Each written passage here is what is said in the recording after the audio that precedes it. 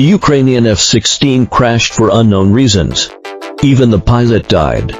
A senior U.S. military official said that the main reason for the F-16 crash was that Ukrainian pilots were not yet familiar with some operations of the F-16. In the end, the plane crashed due to operational errors. It seems that this divine aircraft is not something that ordinary people can handle. Ukrainian pilots still have a long way to go, so here comes the question. Ukrainian pilots have received training for as long as half a year.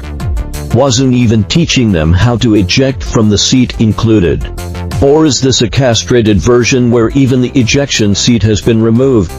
Earlier, a Russian Tu-22 M3 bomber crashed on the Russian-Ukrainian battlefield due to technical failure. But all the crew members ejected and escaped. So the reason of pilot operational error for the F-16 is obviously not logical. Right. Secondly, some people analyzed that the crash site is 900 kilometers away from Kursk and 700 kilometers away from Russia.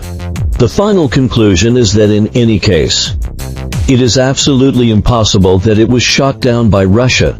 The glorious reputation of the F-16 cannot be ruined by Russia. So it must be due to operational errors. Ukraine has to bear this blame whether it wants to or not. Right. Just thinking about it makes me feel that the intelligence is not enough. They are defaulting that the Russian-Ukrainian battlefield is within Russia. However, the actual front line is in Ukraine, without considering long-range strikes such as fighter jets and missiles. Just looking at the depth of the Russian army's advance, there is at least 100 to 200 kilometers. If you think this data is unreasonable, you can also estimate it yourself. Ukraine has clearly stated that Russia has occupied 120,000 square kilometers of territory. The length of the Russian-Ukrainian front line is 1,000 kilometers. Calculated like this, it means an advance of 120 kilometers. But here it should be noted that actual combat is not like sweeping across like a broom. Instead, combat teams are sent in alone. Some brave teams even go further.